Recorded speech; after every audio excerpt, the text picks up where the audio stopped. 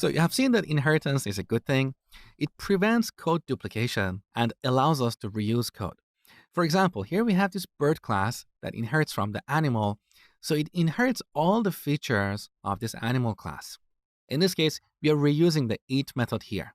That's pretty good. However, too much of a good thing is a bad thing. And that's very true about inheritance.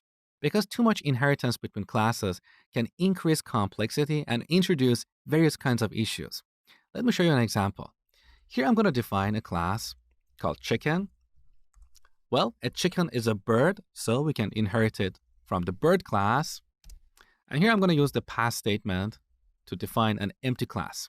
So as I've told you before, pass is a statement that doesn't do anything. We just use it to make Python interpreter happy because we cannot have a class without anything in it. We need to have at least one statement.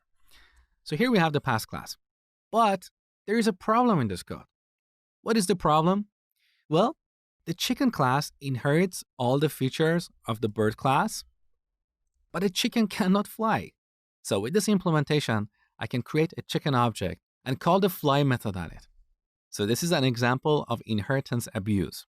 Another example of inheritance abuse is around the concept of employees. And I've seen that a lot in my career. So some people say, well, an employee is a person, and a person is a living creature, which is a thing, blah, blah, blah. This is what we call multi-level inheritance, which can significantly increase the complexity of your software.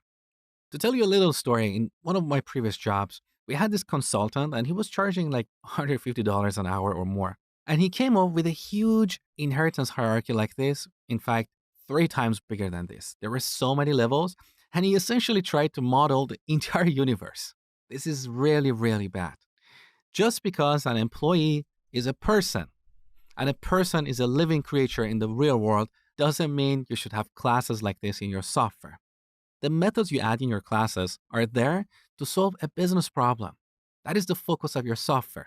So just because an animal can eat in the real world doesn't mean your animal class should also have the eat method. You got the point, right? So this is multi-level inheritance and you should avoid it at all times. If you want to use inheritance, limit it to 1 or 2 levels. Going beyond that, trust me, you're going to shoot yourself in the foot.